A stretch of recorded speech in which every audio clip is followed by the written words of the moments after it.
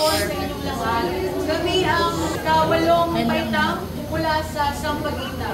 Ngayon kami ay nasa inyong harapan upang ipresenta o ihandog ang aming pinagkandaan na persuasibong patalastas. Nais namin na kayo ay masiyahan at magalak sa aming munting patalastas. Sampaguita, handa na ba kayo? Handang-handa, magpakita ang gilas, di mapapalitas, oh! Init naman, eh. Siyempre, naiingat din ako, eh. Hindi ko pa nakikita yung powder bar na ito. Ano nasa tabi mo? Ito, cheese to life. Oh my God. Siyempre. Uy, cashier, yan. Siyempre naman. Alam mo, sino ba hindi gagamit ng pamaypay? Balik ka nito. Ito, may pa ako. Ako dito sa ito. Paypayin mo nga ako. Saan mo ito nabili? Ang lakas ng hangin. Sa mga lokal lang. Ang mura nga eh. Tsaka, matibay pa. Ganun pala. Oh, bukas na pala yung gate, oh. Walang iba pang sasarap sa hangin ng pamaypay. Sana ay di na magwakas, ginawa sa ating buhay. Pamaypay ay huwag na huwag mong kalimutan. Pangako ko naman na laging gagamitin yan. Magpakailanman ang ising pamaypay ay magsahilan at alinsangan. Kaya sa ating awit tayo ay magpaypayan. Gawinin mo at ipapaypay ko. Oh, gamitin mo at ipapaypay ko. Oh,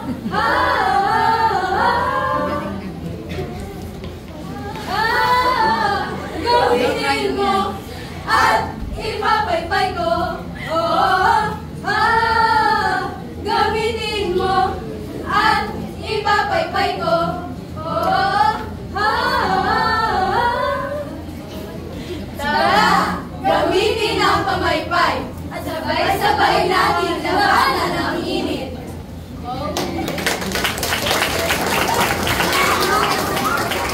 Ang representado ng AC. Tara na! Tara na! Tara na! Tara na! Tara na, kanta na Pilipinas, ipakita na ang galing ng Pilipino. Tara na, kanta na Pilipinas, oo, tara na, kanta na Pilipinas.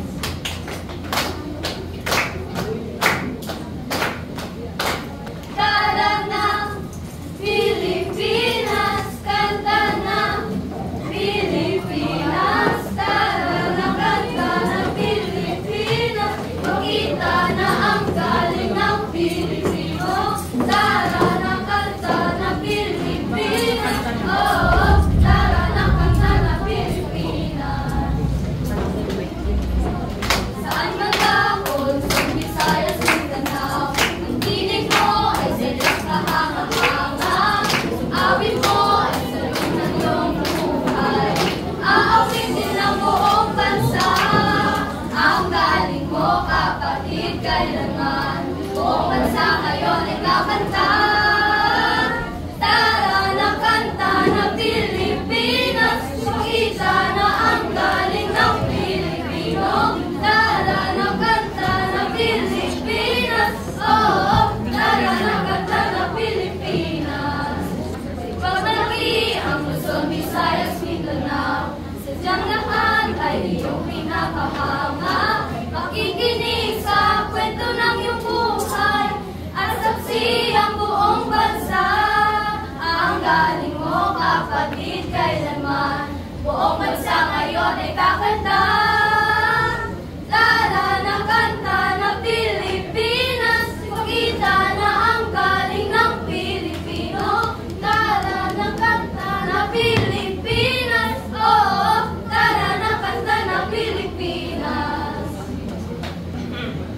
mga Pilipino.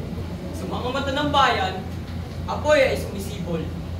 Pusong Pilipino, kailanman hindi susukot gumuguhol.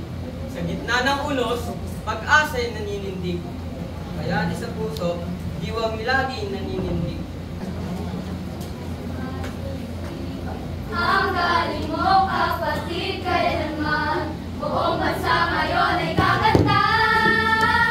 Tara na kanta na Pilipinas, ipakita na ang galing ng Pilipino. Tara na kanta na Pilipinas, oo, tara na kanta na Pilipinas. Maraming salamat at mabuhay ang buwan ng wika! Kami po ang kalahok ng section row.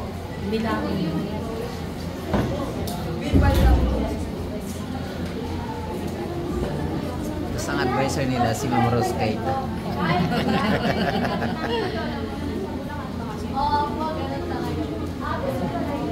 Magandang hapon po sa inyong lahat.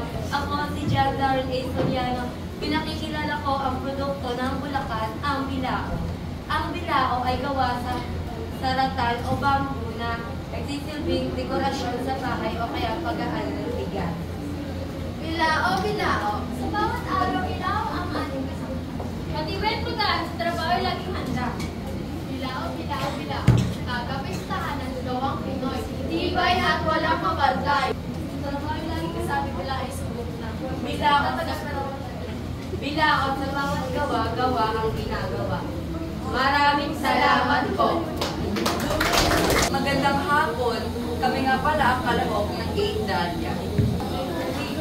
Sobrang init naman dito sa Pilipinas. Sa una mali ko kaso wala akong tabo. Argana, may tabo ka po bang pwedeng mahiraman? Ako ay dumi-dumi na at wala akong magamit. Hindi nga ako makaligo kasi wala akong tabo. Antay na lang natin yung magbenta ang mga Ginoo para sa ating tabo. Tabo, bumili na po kayo ng aming tabo. Sobrang tibay na at maganda pa.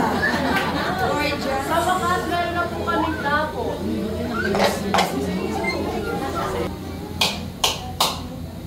Pag maliligo ka na, ikaw ng tabo ito. Kapag magdudumi ka na, ito ang gagamitin mo. Kapag maliligo ka na, gagamit ka ng tabo ito. Kapag magdudumi ka na, ito ang gagamitin mo. Tabo ito, ito ang gagamitin mo. Tabo ito ang gagamitin mo. Ang tabo ay isang gamitan na tiyatangin ng ating mga Pilipino.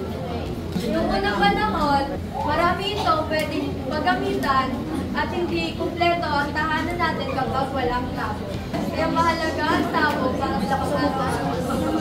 Kaya ano pa ang hinihintay nyo? Bumili na kayo ng aming tabo.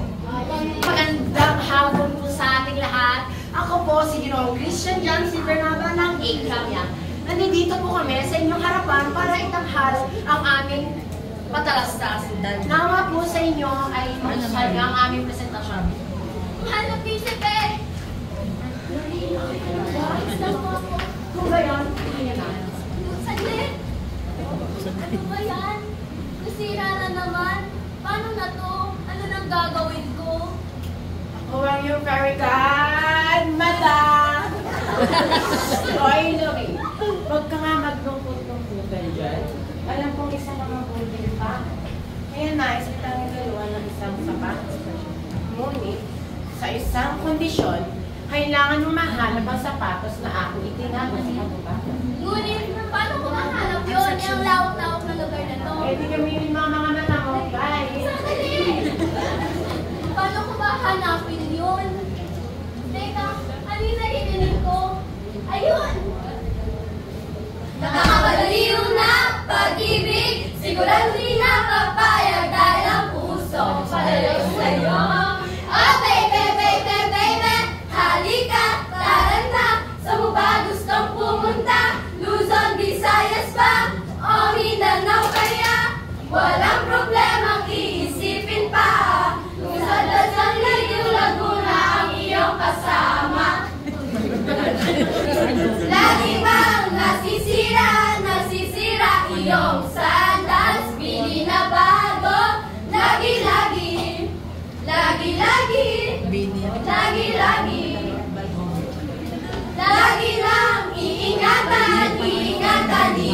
Sandas galing Laguna, para di na mapapatid, mapapatid, mapapatid. Bigyan niyo ako ng bit! Bili-bili na kayo, na kayo. Bili-bili na kayo, na kayo. Bili-bili na kayo, na kayo. Bili-bili na kayo, na kayo. Sandas, bili na, bili na. Sandas, bili na, bili na. Sandas, bili na, bili na. Sandas ng Liliw Laguna, gawa sa baka, talagang mamamangha ka. Kambya! Magandang araw sa inyong lahat! Ako nga pala si Aris Jana Isgerjala na nagmula sa 8 Iris at hayaan niyo po kami makilahok sa eventong ito. Magandang hapon mga bata. Magandang hapon din po, Pilipini. Ngayong araw, pag-uusapan natin kung paano aalagaan ang ating kapatiran. Alam niyo ba kung paano maging responsable sa ating kapatiran? Opo! Magaling! Isa sa mga paraan ay ang mga paggamit muli ng mga bagay na pwede pa natin pakinabangan. Halimbawa, bag. May mga bag na gawa mula sa mga pinaglumaan o ginamit ng materyales. Hindi lang ito maganda at matibay. Isa na din ito nakakatulong para mabawasan ang ating basura. Kung bibili kayo ng bag, siguraduhin niyo matibay at nakakatulong sa ating kapatiran. Kaya doon na lang magtatapos ang ating aralin para sa araw na ito. Paalam mga bata! Paalam din po, Pilipini. Ang ganda ng inaral natin kanina. Pwede mo lang maging recycle bag ang mga papel at dyaryo? Oo nga, no? Ang galing! Oy guys! Ang ganda ng bag. Wow! Fantastic! Tama po kayo. Napakaganda po nito. Alam niyo po ba kung wala ito? Sama-sama ni Piro. Di ba design nyo ito? Ito, matibay kayo.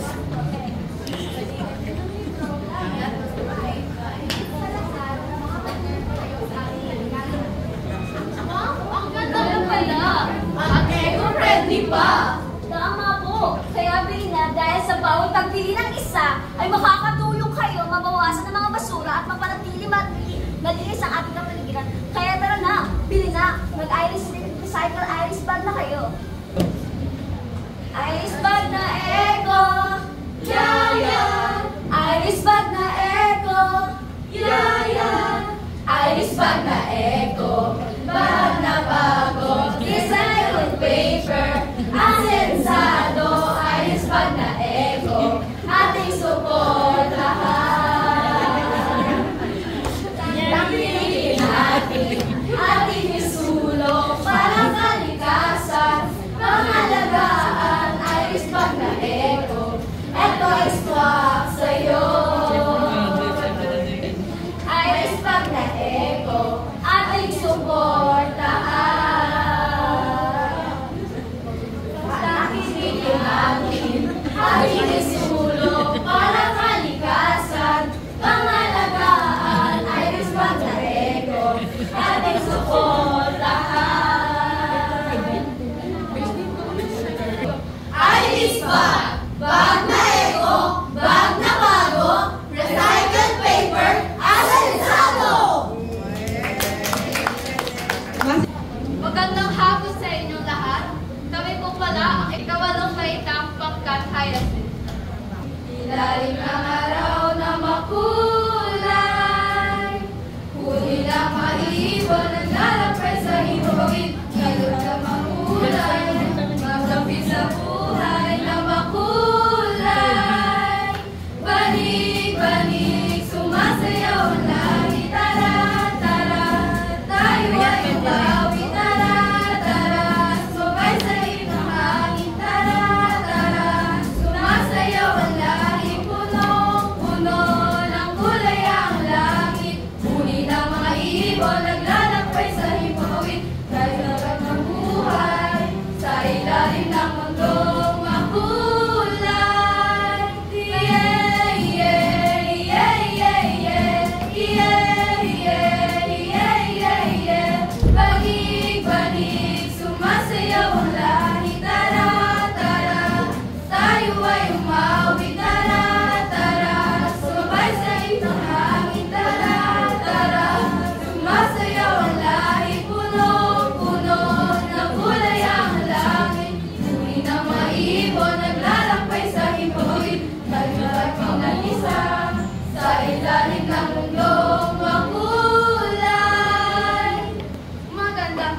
sa inyong lahat. Ako pala si Bining Rio Micaela A.P. Flor.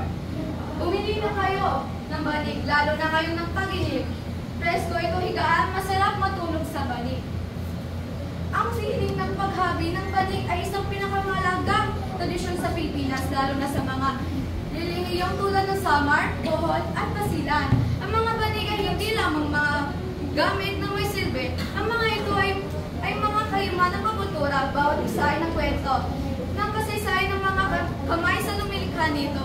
Ang proseso ay nagsisimula sa maingat na kapagpili ng mga materyales, kabilang sa mga karaniwang kapili, ang mga dahon ng bandan, damong dagat at kawayan.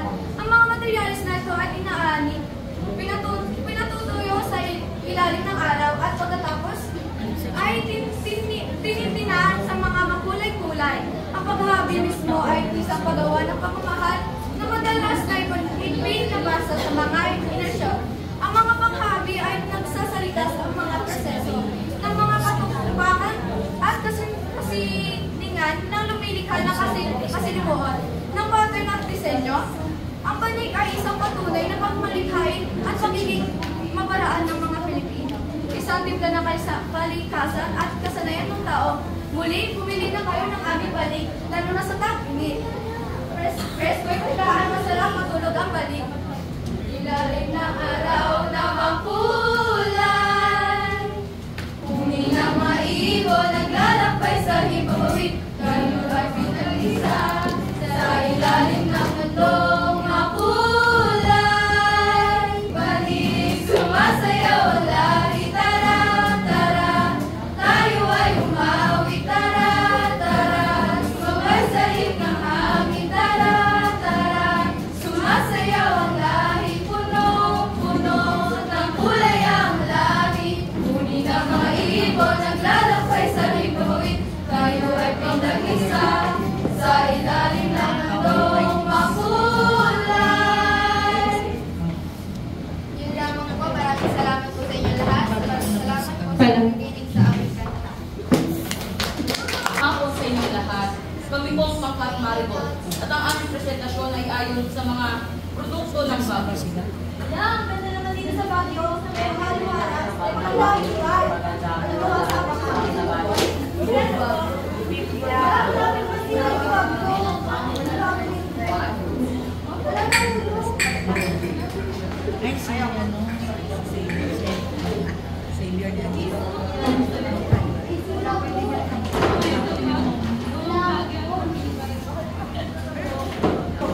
Bili na kayo ng aming produkto. Hindi kayo magsisisi. Swak pa sa budget. Salamin ang kultura, ng aming Baguio. Bumili na kayo ng aming sa Baguio. Sulit at hindi madaling masira. Salamin ang kultura, ng aming Baguio. Maraming salamat po. Ayun lang po. Hello mga Maranos! Narito na ang Azalea, ang ating ipapakita ang aming produkto na abaka, kung saan ito ang pinagagaran ng mga tututong Pilipino noong unang panahon. Mga batang naglalaro. Uy, naman tayo. Hala! Kaibigan! Nasira ang aking sinelas! Oo nga, halika't maghanap tayo. Abangha! Chinelas! Bili na kayo! Ayun o, may naglalaro na ate.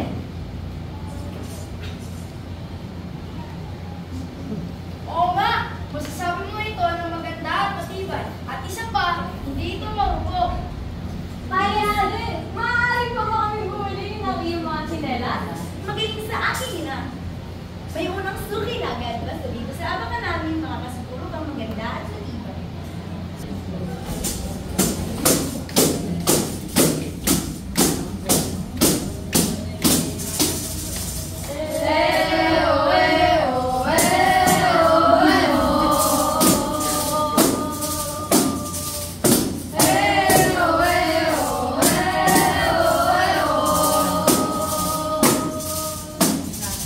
Huwagin ang takot sa iyong damdamin, ipamalas